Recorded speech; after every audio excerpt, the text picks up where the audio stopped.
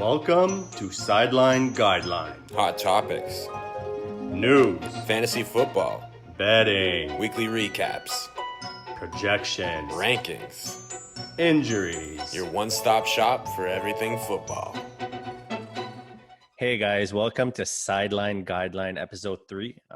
Today we're covering the upcoming week. We're going to try to do some new segments that you're going to see shortly.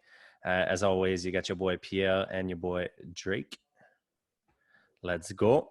All right, man. So our first segment is our brand new segment that we're probably going to keep doing all season long. If people keep panicking, we're going to keep doing it. So the first segment is what we're going to call the panic versus the don't panic. What are you going to do? You're going to panic or you're going to stay calm, Drake? Which one is it going to be? Depends. Changes by the minute, right? All right. So obviously, the first one is a big guy. Big guy for me, big guy for anyone in fantasy that gave that draft capital. We're talking about Ezekiel Elliott, running back for the Dallas Cowboys. So on this one, Drake, are you panicking or are you staying real calm? I'm not panicking yet. I'm panicking after this week. If he doesn't have a good week against the Chargers, then that's where I would freak out. I mean, the Chargers don't have the type of defense that should really be able to restrict him very much. If he obviously against the Bucs, I understand, they have a linebacker core that's scary, and I get why they were not necessarily running the ball that much and putting a focus on it. But against the Chargers, you got to run the ball, and if you can't run the ball against the Chargers, then panic, big time panic. I mean, I wouldn't say big time panic, but I do agree with you that I'm not panicking yet. Like you said, the Bucs defense is real good. I don't know if I'm panicking after week 2, but I'm getting a bit more worried after game 2 if they're not performing. So Ezekiel Elliott is a not panic, guys. All right, so now we're going into our second one. Someone that I invested a lot of draft capital in, Najee Harris, running back for the Pittsburgh Steelers. For me, man, I'm gonna say straight up, I'm not panicking. This dude was on 100% of the snaps of the offense of the Steelers on last Sunday in week 1. So, I mean, I'm not panicking. Like for fantasy football, a guy that has that much carries, that much opportunities, is on the field that much, he's bound to blow up a big game. And let me check if I remember correctly. They're playing the Las Vegas Raiders this weekend. And I mean, I'm going to cover this a bit later in the episode, but I don't think the Las Vegas Raiders or defense is any good. I think Baltimore was just completely horrible on Monday night. They blew that game. So for me, Najee Harris is a do not panic. I'm in the other boat, man. I got to disagree with you on that one. I got to say I'm panicking a little bit. I'm not selling him yet if I have him in fantasy, and I don't have him in any of my leagues. So, I'm perfectly happy to sit back and do nothing about it. But I'm definitely panicking when it comes to him because, Buffalo's defense is good, but their run D is not that good that he should have been that bad, especially being in for 100% of the snaps. I think there should have been a little bit more point scoring out of him from a fantasy perspective, and it almost seems like they're trying to ease him in. I think he's a really good talent, though. But same thing I said for Ezekiel Elliott, man. If he can't get it done now that he's got a favorable matchup, that's when you really panic, right? And I think you can start to see people panic selling him. If I had him right now, honestly, if I had him in fantasy, I'd probably be trying to trade him right now and see what else I could get. I'm gonna totally disagree with you on that one because I think Najee is gonna be a beast, and I'm keeping him in all the leagues that I drafted him. Guaranteed. Well, if he lights the Raiders on fire, then we know, okay, I was wrong. And I'll admit I was wrong. No problem. Yeah. But if he doesn't, guess who's got to admit they were wrong? I guess I do. But, I mean, I doubt this ever happens. I mean, I've watched this guy in college, and there's no possible way this guy is not a talent that transfers to the NFL. He's just too good. He's just too good to not transfer in the NFL. We'll see. So we'll see, man. I guess we'll see on that one. The next one is quite a funny one just because of all the talks that were in the media this week. So the next one, that panic or don't panic, is the Jacksonville Jaguar as a whole team. as a whole team, should they panic? If you're a Jacksonville Jaguar fan, do you panic? And before I answer this, the only thing that made me laugh so much about this one is all these talks about Urban Meyer quitting to take that USC college job. Yeah.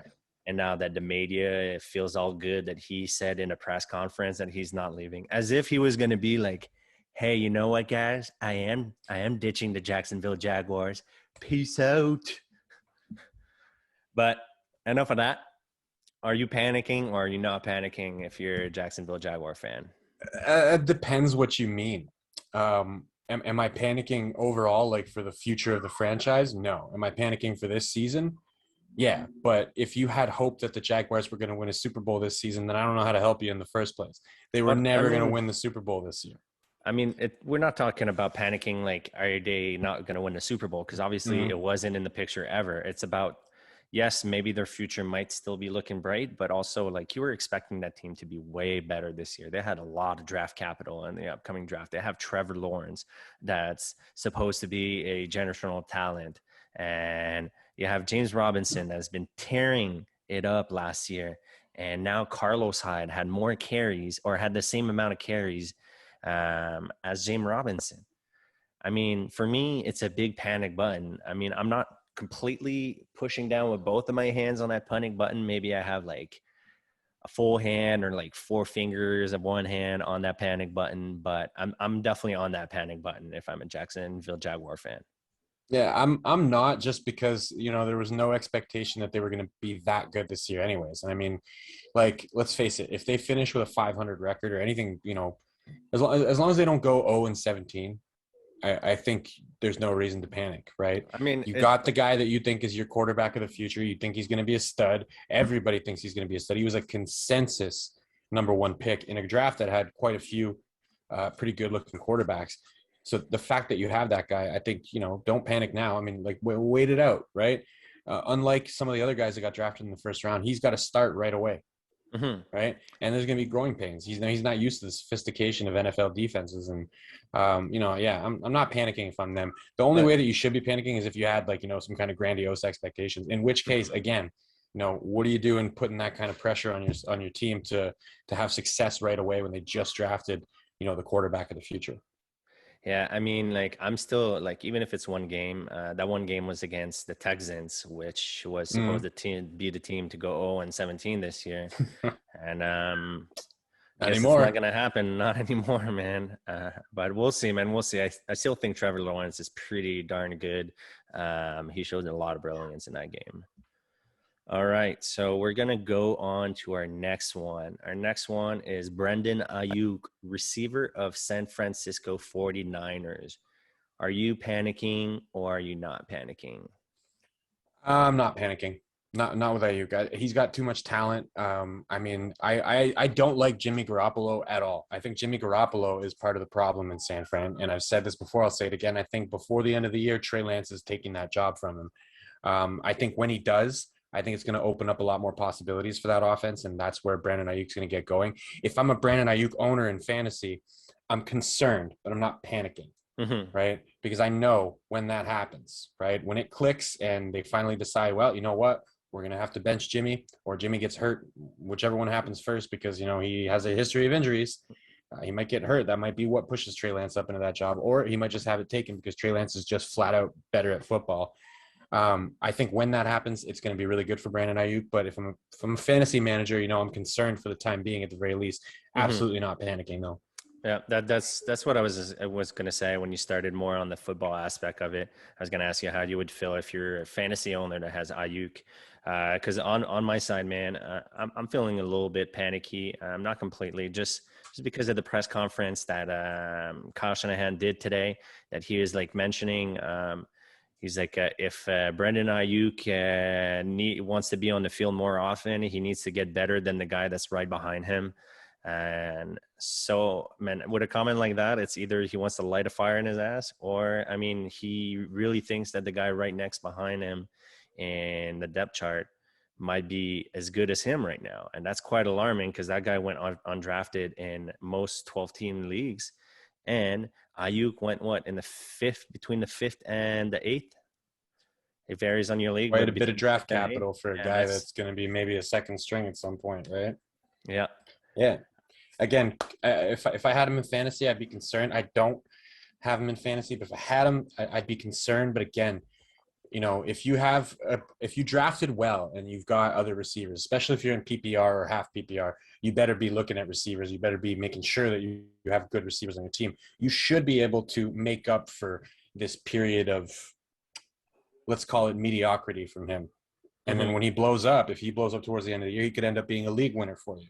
So that's why I'm not panicking. I mean, again, some concern for the early goings, but if you can manage to, you know, spell yourself off until it clicks over there in San Fran, he could end up being a league winner. All right. Well, I mean, like I said, not fully panicking, but I'm not feeling overly confident, especially coming out of a game that he had 0 catches. But again, just week 1. All right. So next one is, again, more than just a player. It is the Packers offense. Packers offense, man. If you ask me, man, Packers offense, whether it is fantasy wise or whether it is in football wise, I don't think anyone should be panicking. I think it was just this one off game, one type of off game that they had, because their team is pretty similar than the team that you had last year when Rodgers has his MVP career. And I mean, he is the reigning MVP, but he wasn't there for most of camp. And people are always going to say that don't matter. Remember when Le'Veon Bell was on hiatus for his contract, and then he missed all of camp, and he showed up for week 1, and then after that it took him like 4 weeks to get into his groove and then be producing again at the Le'Veon Bell level. Now, so that's what I think that's going on in Green Bay. Literally nothing to panic about. I just think Rodgers needs to get back with his guys and find that connection and get that offense rolling again. And then it's going to be the same offense that we saw last year. Yeah, I agree with you on that one. I said it last week or after last week on our recaps. I'll say it again. You know, if I'm fantasy owner, you know, I'm trying to trade for Green Bay players at this point because maybe, you know, I'm buying low, right? They had a really bad week. I want to add as many Green Bay players as I can at this point because, you know, they're eventually going to figure it out. Aaron Rodgers was late to camp because he was in Mexico playing guitar at a bar, drinking and whatever. You know, he's living life. He's living the MVP life. And, you know, he decided to take his time coming back because he had a dispute with the organization. He comes back late, and, you know, this is the fruits of coming back late. Yep. Obviously, you know, the NFL is the most competitive football league in the world by a long shot. I don't see how you can miss that time at the beginning and expect to not have some growing pains getting back into it. But now he's got Randall Cobb back, one of his favorite historical targets that he's ever had. They're going to figure it out. Everybody on that offense is going to be fine. Again, if I'm from a fantasy perspective, I'm trying to add Green Bay players right now. I'm certainly not shipping them out because I'm panicking. I do believe that offense is going to turn around.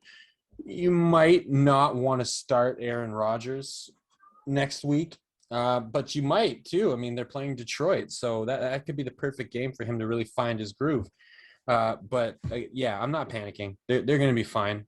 Maybe as early as as this weekend, we might see them, you know, really blow the doors off a little bit. Yeah, man.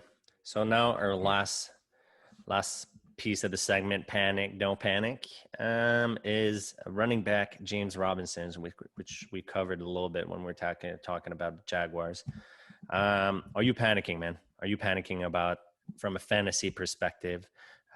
Because also a lot of people after its end went down, they invested a lot of draft capital in James Robinson, drafting him in the third round of most drafts. So what are you thinking? You panicking or you're not panicking? I'm panicking for sure. I'm big time panicking, especially if I expended a lot of draft capital to get him. First of all, that offense doesn't look like they can move the ball, which is a major problem. It looks like they're going to be playing down a lot, which is a major problem game script wise for a running back. And, you know, he's got people behind him that are looking like they might be starting to steal some of the shine, right? I mean, he's got Carlos Hyde barking right up behind him. And Carlos Hyde is a good running back. I mean, if they turn this into a committee thing even, and it's basically split between Hyde and him, I mean, he's going to be virtually useless because already you have a team that the game script's not going to favor a running back. And then on top of that, you have another running back taking half of the touches. That's not good, right? Yeah. Hyde seems like, to me, I don't know. I would argue that Hyde is the better pass catcher too, which means that, if they fall down and they start throwing the ball a lot, it's going to be Hyde out there. So he's going to get, maybe his, actual snap share goes down below 50%. And then all of a sudden he's virtually useless to you in fantasy. Certainly not starter. He's going to be sitting on your bench doing nothing. Or if you have to start him, then you're really screwed because you're not going to get anything out of it. Yeah, man, I'm fully worried too. Thank God I didn't draft him in any of my leagues. I know people that did, and they're trying to stay confident. I mean, you got to hold on to him. You invested a lot, but you gotta wait and see what happens with that one. But all right, that was it for our Panic Don't Panic segment. Now our next segment that we're gonna go into, it's called Would You Rather?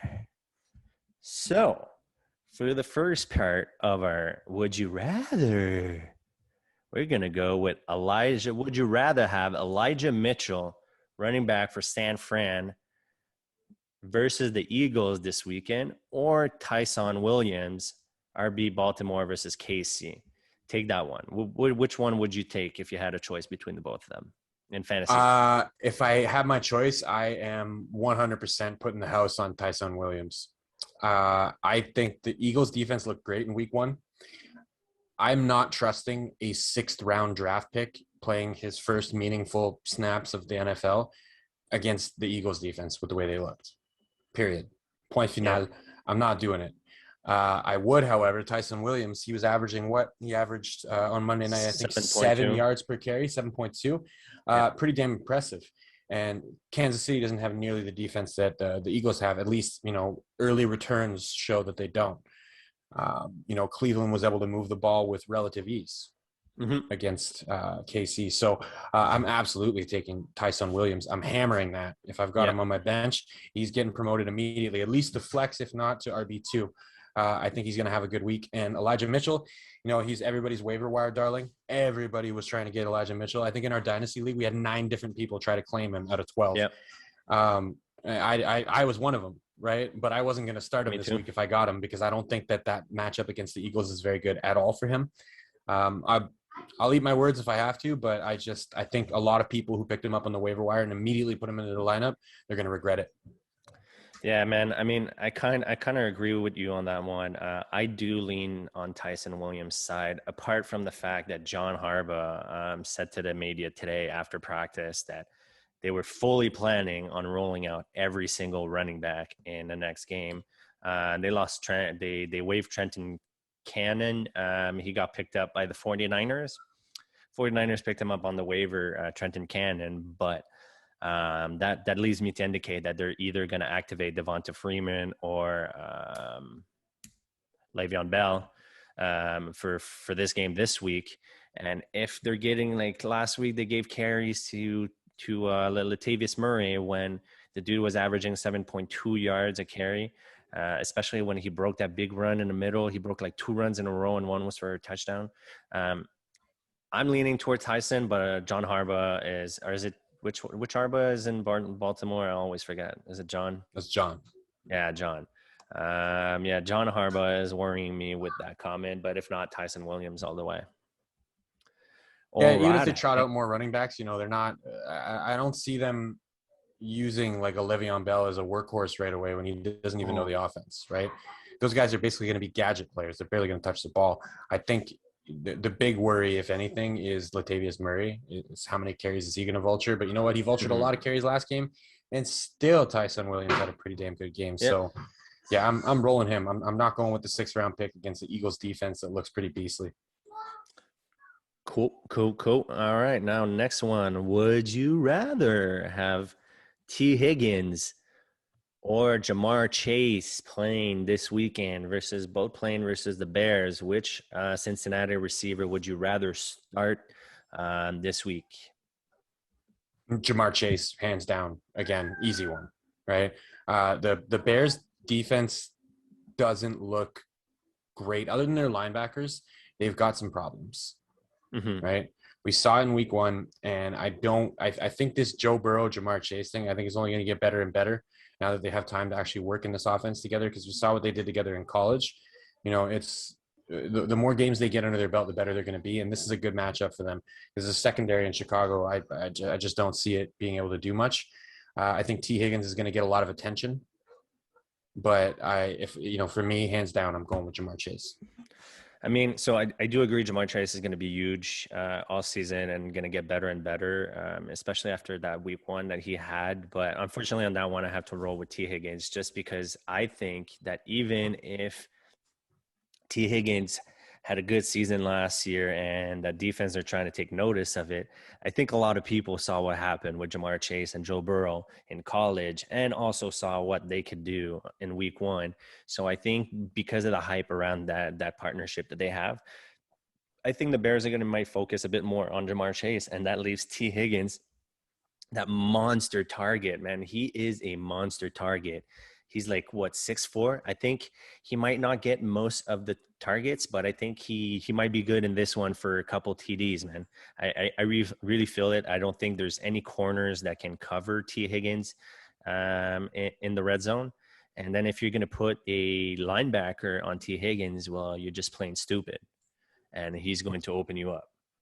So for that one, I'm going T. Higgins. So we're split 50-50. All right, the next one you should love, man, and that's those are your boys. Chris Godwin. Oh, I'm sorry, I forgot the important part. Would you rather have Chris Godwin or Antonio Brown this week versus ATL?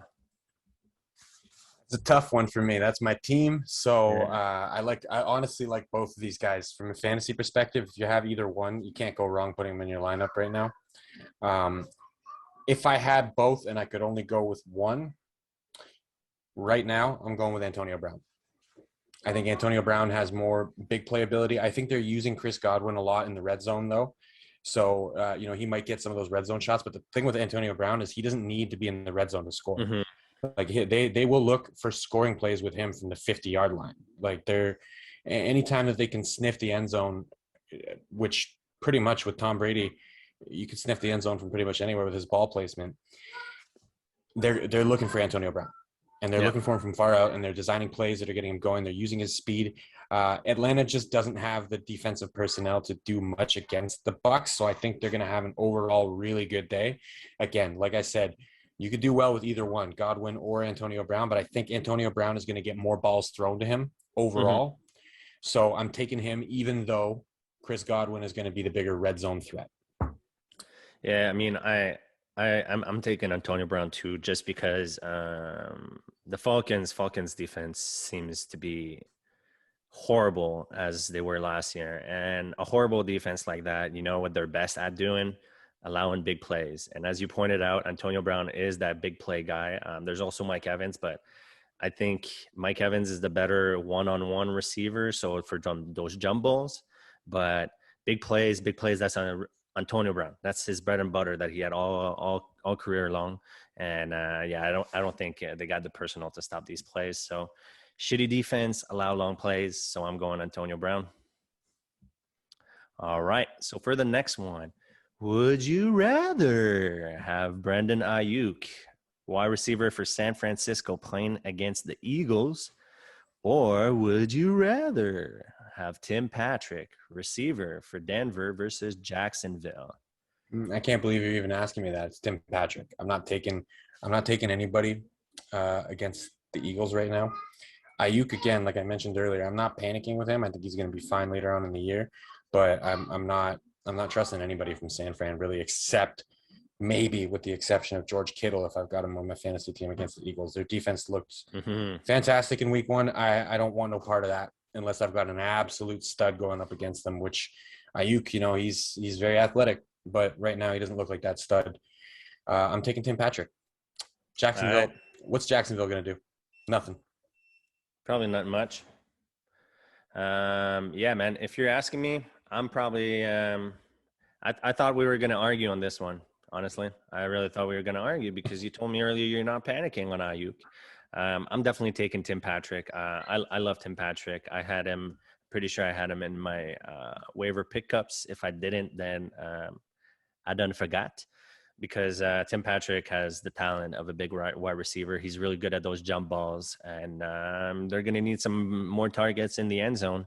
And I think Patrick can be one of those guys. He's a strong receiver, can make those difficult catches. So, yeah, I'm going Tim Patrick. I'm panicking on Ayuk, so not touching that one. All right, so that was it for the Would You Rather segment. So now we're going to go in a start-sit segment. And now we're going to do it a bit differently than some other people, like on that big channel that we're not going to name, that's affiliated with the NFL, that they do some fantasy shows and they tell you, this week you should start Tyreek Hill. Because probably all their listeners are guys that play in 6-team and 8-team league, but we don't. We play in 10 and 12-team leagues. So we're going to go a bit more deep reach on those start and sit. So first to start at quarterback. All right, my first start at quarterback this week is Baker Mayfield versus Houston. I don't think that Houston defense can stop them. The only risk that I have in this one is that because that Houston defense isn't that great, that they might just run the ball all over Houston. But I still like Baker. What are you thinking?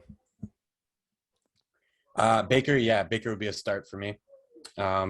Again, Houston, they don't look like they're going to be very good.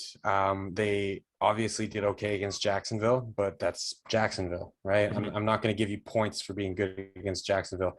Baker Mayfield had a nice day against the Kansas City Chiefs. Mm-hmm. Had a late interception. I'm not faulting him for that interception. I believe it actually went off his own receiver's hands anyways.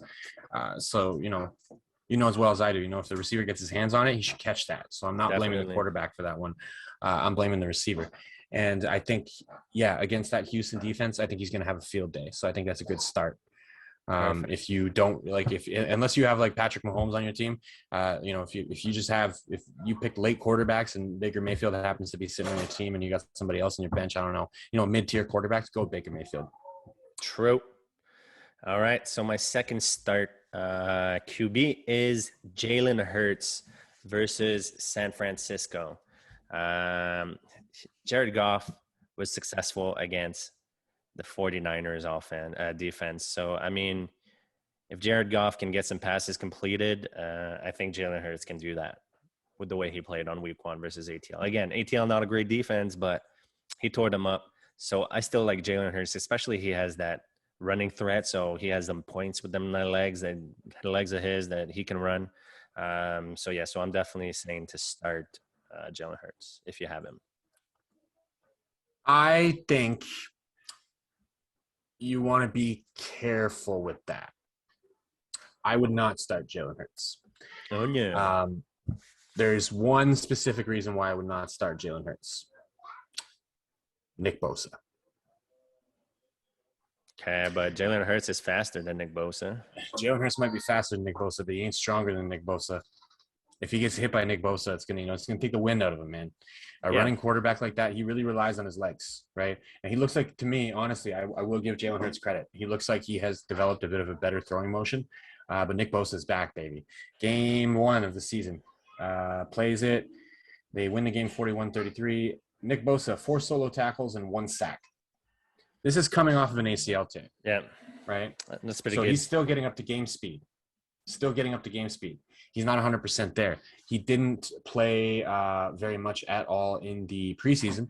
And, he's kind of just getting back up to game speed. And I think, honestly, I do believe that the 49ers are going to game plan to try and figure out how to get him into the backfield and disrupt a little bit of what Jalen Hurts looks to do. And I think it's going to make him fall back into some of his old throwing habits. We might see a couple of interceptions and we might see a little bit less rushing yards out of him than we normally would because he's going to get pressured and he's going to feel like he's got to let that ball go. So, this is just a hunch for me. Honestly, I think Nick Bosa is the main reason why you do not want to start Jalen Hurts. So if you keep Jalen Hurts on your bench and then he has a field day, you know who to go insult. But then also on the other hand, if you start him and he puts a stinker up, then just go cry about it. Don't come bother with me with that. All right. So now we're going to go into our sit QBs. Our first sit QB, man, he is Matthews Drake's favorite fantasy quarterback, Mr. Kirk Cousins. You want to bench this dude. Mostly you want to bench this dude every single week of your life. You want to keep that guy free agent. You don't want to touch that guy ever, but also especially against Arizona, coming off a game that they had 6 sacks in that game. Leave Kirk Cousins on your bench if you have it on your bench. If he's still free agent, leave him there. Don't touch him. Just don't even think about it.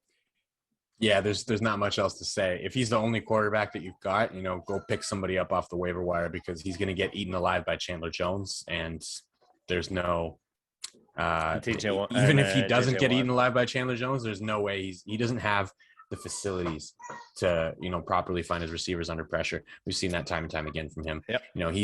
He's a game manager at best, and Justin Jefferson made him look good last year. And Justin Jefferson can't help him when Chandler Jones is picking him up and slamming him on his head. So, yeah, don't start it.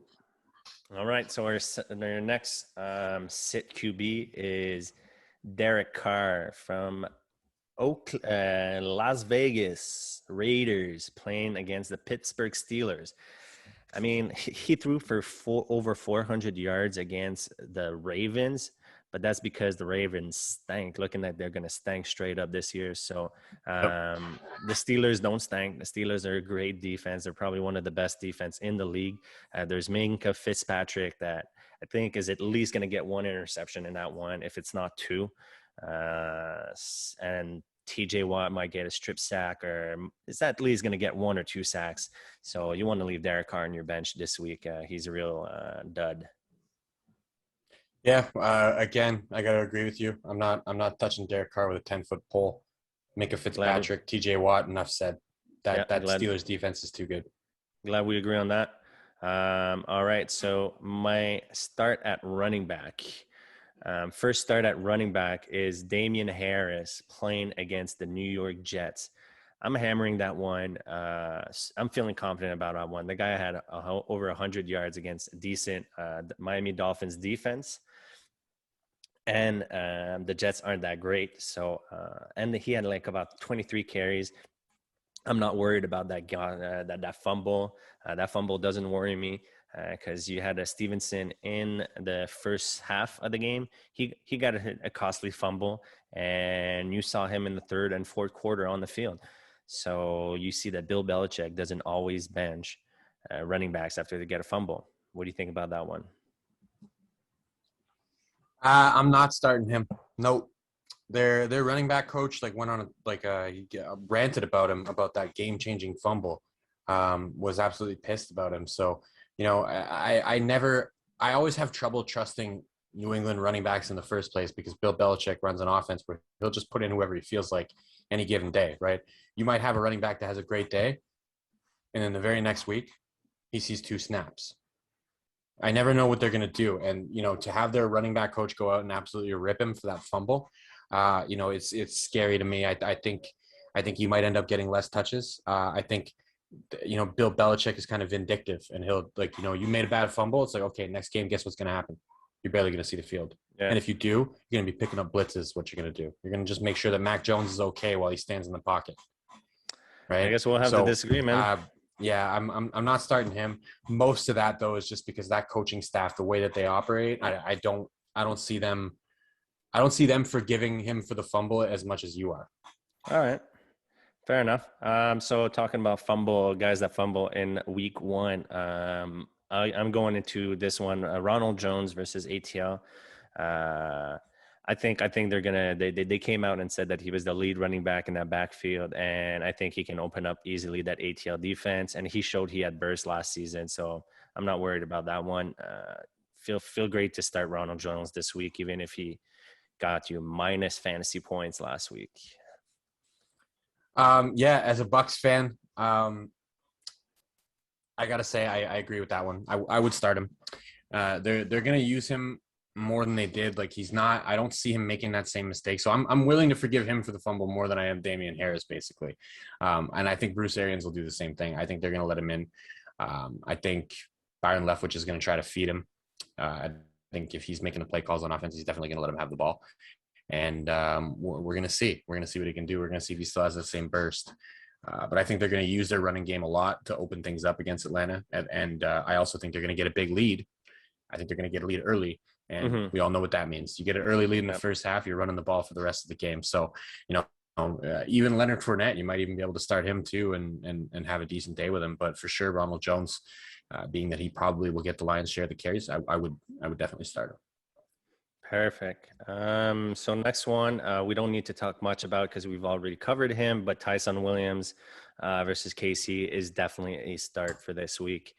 For all the reason we mentioned previously. So now let's go into our sits of the week at running back. My first one is Myles Gaskin versus the Buffalo Bills. I'm not a huge fan of Myles Gaskin, and he didn't do much against the Patriots. And I think that Buffalo is going to have Buffalo has a better front seven than the Patriots. So I'm sitting Myles Gaskin this week. Yeah, I would sit him too. I actually, unlike you, I like Myles Gaskin. I think he's a good player, but I don't think he's as athletic as Najee Harris, and Najee Harris could barely do anything against that Buffalo defense. Buffalo defense is decent. Yeah, I'd stay away from him. That's him. All right. Our next one is Mike Davis versus Tampa Bay. Mike Davis looked like garbage week 1, and Zeke couldn't do anything against that Bucs front seven. So definitely bench that old man that has trouble running the ball against the Eagles defense. Yep. I mean, the Falcons don't have nearly as good of an offensive line as the Cowboys, right? And even the Cowboys couldn't really get much going on the ground. Devin White looked like a monster. Levante David looked like a monster. JPP, pretty much monster. Shaq Barrett, monster. Vita Vea was all over the backfield. He was getting closer to the quarterback than anybody else throughout the course of the game. For, I think, most of the snaps, he was getting within, I forget what vicinity they had said, but within a pretty close vicinity of the quarterback. So he's pushing people into the backfield.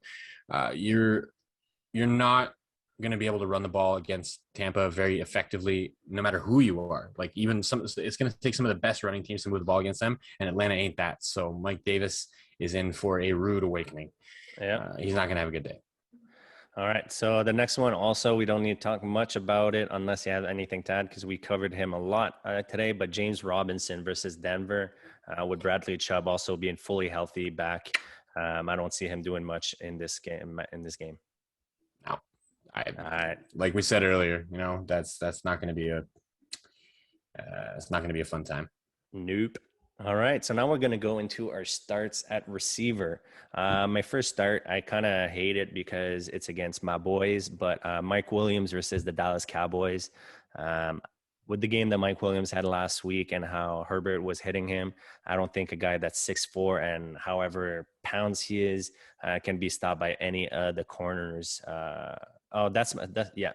of the corners at Dallas. So I'm definitely starting Mike Williams. Yep, I've got Mike Williams in redraft. I'm starting him too. Same thing you said. The size, the ability of Justin Herbert as well. Like Justin Herbert is a really good quarterback. Like he puts excellent accuracy. He knows exactly where to put it based on the receiver that he's throwing it to. He's done a great job. Super happy that I started Mike Williams this week because I was stupid enough to not start him last week. Right on. Next is Juju Smith-Schuster versus Las Vegas. I'm not usually a huge fan of Juju, but I don't think the Las Vegas defense is good, and he's got that good size to be targeted in the red zone. So I'm not saying that he's going to have a monster game with like over 100 yards or anything like that, but I'm thinking that he's good for at least 3-4 reception and at least one of them being for a touchdown. Probably a short touchdown that he muscles himself into the end zone or he catches directly in the end zone. I'm steering super clear of Juju. I don't trust him. Maybe I'm jaded from last year because he had a really bad year for me last year, but yeah, I'm not starting him. I think your better options in that game would probably be Chase Claypool or Deontay Johnson, if you have either of them. Fair enough. I'm not going to Juju. I think you're right. I think he's probably gonna get 3 catches. I don't think any of them is going to be in the end zone. I think he's going to be limited to like third down effectiveness at best. Fair enough. I think he's still going to get that touchdown though.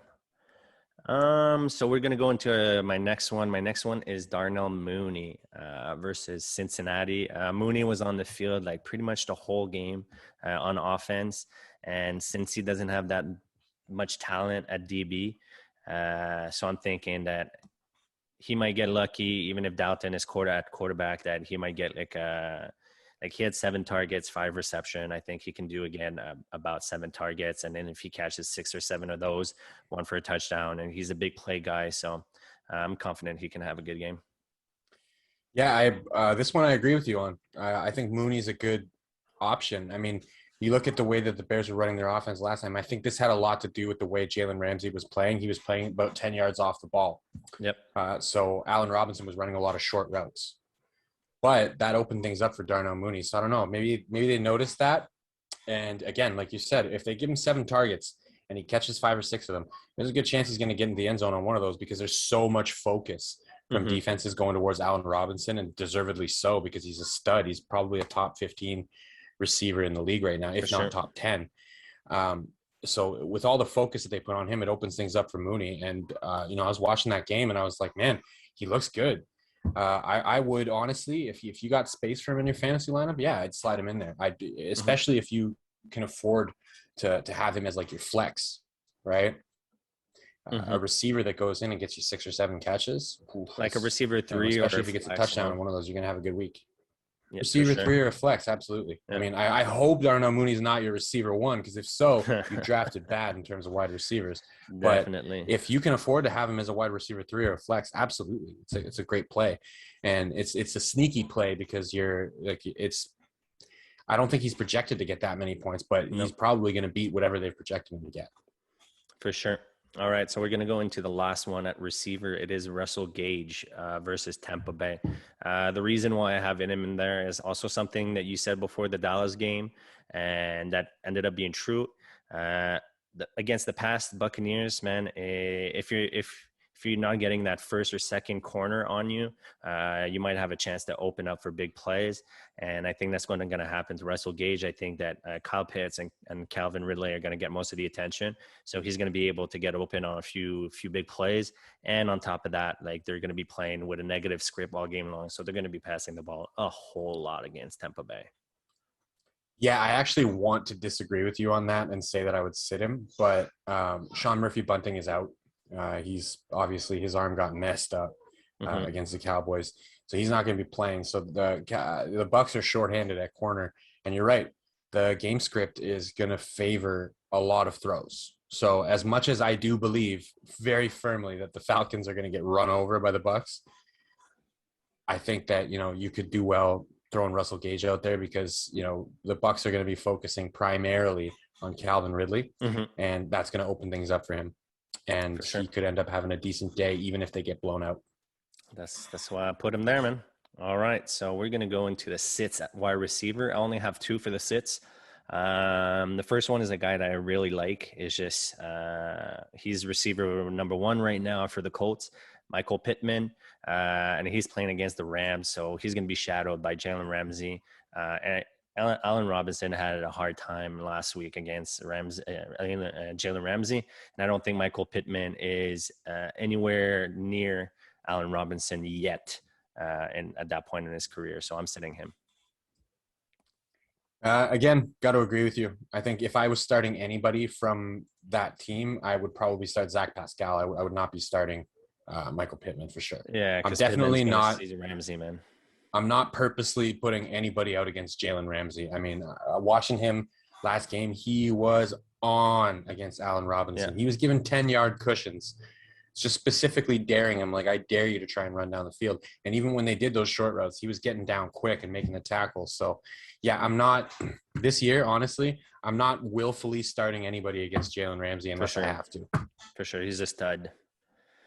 All right, so next receiver sit, I have a very controversial one, but it's Deebo Samuel. Deebo Samuel had a huge week 1, but most of his yards came after the catch and after getting a hit or whatnot. But I think with that, we mentioned it a few times, that Eagles defense is looking better and deserves more credit than it's been given.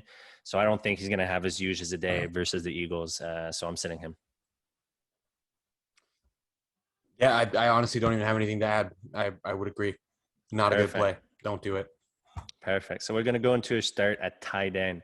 My first start at tight end is kind of an obvious one. It's Logan Thomas versus the New York Giant. It's kind of an obvious one because most people that have, apart from Drake in our Dynasty League, if you've drafted Logan Thomas, it is to be your starting tight end. You have anything to add on that one? He's going to be on my bench this week, but that's only because I got TJ Hawkinson. So, anybody from our fantasy league who happens to be watching, if you want to trade for Logan Thomas, I'm in the market for a running back. All right. I don't have a running back to offer you, but I might send you a trade over before Thursday night football. Well, you might want to do that. But I agree with you. Yeah, against the Giants, Logan Thomas is a good start. Perfect. So we can go to our second one because obviously everyone agrees with Logan Thomas against the Giants. Our second one is another guy going against my boys. It is Jared Cook. At the beginning of the season, I was kind of iffy on Jared Cook, but I still had a bit of hope because of how heavy passing that offense is. And it seems that Justin Herbert really likes Jared Cook. So against a not so great defense of the Cowboys, I am definitely rocking a defense that just got opened by Gronkowski, a old man Gronkowski. I'm firing up Jared Cook if I have him. Yeah, I would stay away from Jared Cook. I don't trust him. I don't see the speed anymore. He surprised a little bit in week one. I would stay clear of Jared Cook. I would look for some other options, right? Like maybe you mentioned Rob Gronkowski. Rob Gronkowski would probably be a pretty good play this week. I would try to stay away from Jared Cook because the problem with Jared Cook is he's boom or bust. He's very touchdown dependent, right? True. He's not going to reel in 9 catches for you for 120 yards, right? He's going to need a touchdown. And I'm not so sure that it's going to be that easy. I think Dallas is, their defense is better than you're giving it credit for, right? I know you're upset with them because they're your team and they lost, but I think their linebackers are better than that. I think, it's a hunch. I don't think Jared Cook's going to have a good day. All right, so we'll see on that one. The next one I'm firing up, and our last tight end, I'm firing up Cole Kmet from versus Cincinnati, just because Cole Kmet is an emerging talent, and I don't think Cincinnati is going to be able to stop him. I see Cincinnati winning that one, but I see the Bears getting a lot of action on offense on that one. Yeah, that one I agree with. I would absolutely start Cole Kmet. He looked good in their first game, and the Bears seem to view him as like a potential star at tight end. Mm-hmm. So I think they're going to feed him the ball. I think you saw even Justin Fields in the few snaps that he got out there, he was looking his way, right? And Andy Dalton, we know is not a very good quarterback. Let's face it, but he can find a tight end, right? And Cole Kmet, he's running really crispy routes. He's open more often than not. This is a guy that, he's primed for a breakout this year. And the question is when, and, Cincinnati seems like a good opportunity for him to have one of those, sort of, beginning of a breakout game. So yeah, I'd if you don't got anybody better, for sure, I'd hammer the start button on him. Right on. So now we're going to go into their sit tight ends. I have 2. First one is kind of not really an obvious. And the second one is kind of a upset that I might get thrown tomatoes at, but we'll go into the first one. Mike Gesicki versus the Buffalo Bills.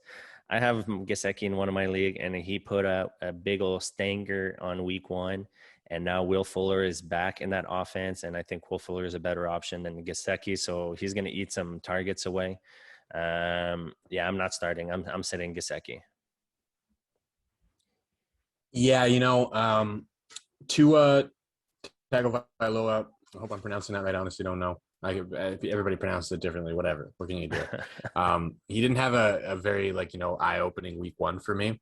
And that concerns me for Gesicki's value because, if Tua's not able to be an effective quarterback, it's going to be hard for him to be effective. And I agree with you in the sense that Will Fuller being back is going to take away some targets. And also Buffalo's defense is good. Mm-hmm. It doesn't bode well for a tight end. that didn't have, an amazing week one, to have to go up against a defense that's, appears to be pretty capable of stopping the pass at the other end. So yeah, I agree. I'd sit him.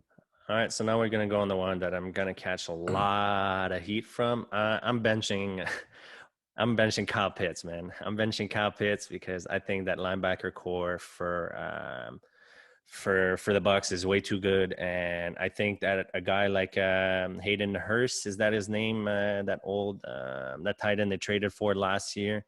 I think he has a bit more experience in the league, so I think he's going to know how to play a bit more against those experienced and talented linebacker.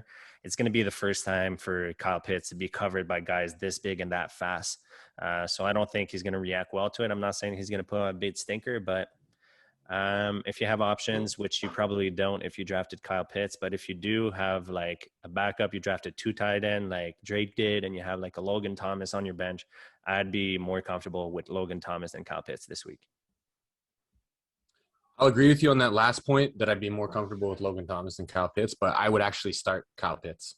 And I am starting Kyle Pitts in our redraft league because I don't, number one, I don't have any other tight ends in that league. And number two, I think he's actually going to end up with a decent day.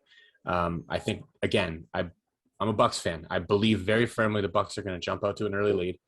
And that's going to change the game script to where Atlanta's going to have to throw the ball a lot. That's why I think Russell Gage is going to have value. And that's why I think Kyle Pitts is going to end up having value, because I don't think he's only going to have to go up against those linebackers. And I think if he does, if you follow the Bucks as closely as I do, you know that Devin White, one of his struggles is coverage. Mm-hmm. He's an amazing tackler and he's an amazing run stopper. He can get to the quarterback as well, right? But his coverage is not ideal. So they might try him on Kyle Pitts. And if they do, Kyle Pitts is going to find some openings. I think it's going to take a bit. So like if you start him and, he doesn't have a great first half, like don't be surprised, right? But he's going to find those openings as the Bucks build their lead and the Falcons just start hucking the ball every single down. I think you're going to get a decent fantasy day out of Kyle Pitts. All right.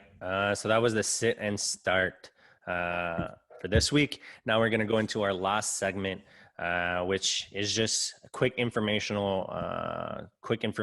If you're streaming D or kicker, if you didn't get those good Ds or kicker, we have 3 of each. So I'm going to go through the 3, name them. And if you have a problem, which I don't think you have if you're streaming D, but it goes as follow. I would start the Packers versus Detroit. I would definitely start the Cardinals versus Minnesota. And I would start the Bengals versus Chicago just because I don't like Dalton. You, if you don't have a good defense, do you have any problem streaming any of those defense? I don't. I might add only one other one because I know they're available in a lot of leagues. Is Cleveland. I think Cleveland. I think Cleveland above the 50% ownership though. So are they above 50% ownership now? I think so. Okay, they weren't. I think they weren't yesterday when I put in my waiver claim to get them. I could be wrong about that, but if they're available in your league, then go after Cleveland. But other than that, like the other 3 that you named, excellent options if you're streaming defenses. Perfect. All right. So now the last part of today's show, which is our streaming kicker. I got Mason Crosby versus Detroit, Brendan McManus versus Jacksonville, and Chris Boswell versus Las Vegas. I just think that all of these teams are going to steamroll these defenses and these bad teams. So there's going to be a lot of points put up and a lot of opportunities to move the ball and kick some field goals.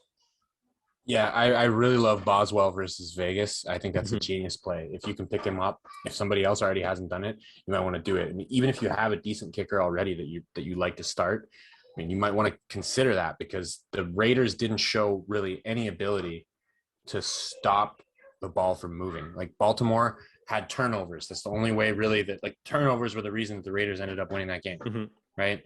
So as long as they can keep the ball, avoid turnovers, they're going to be able to move the ball. And, when those drives stall out, which is going to happen, they're going to kick field goals. I think Boswell's going to have a great day. Yeah, I think Boswell's going to have a great day too. But all right, man, that was it for episode 3. Looking forward to week 2. As always, follow us on Twitter, on Instagram. It is Sideline Guide. And also, like we repeat every single week, if you have start sit question, trade questions, hit us up in the DMs on Instagram, or just tweet us at us at our account, and we'll definitely answer all of these questions that you have. So Drake, man, have a good one, and we'll see each other Sunday for some football. Peace.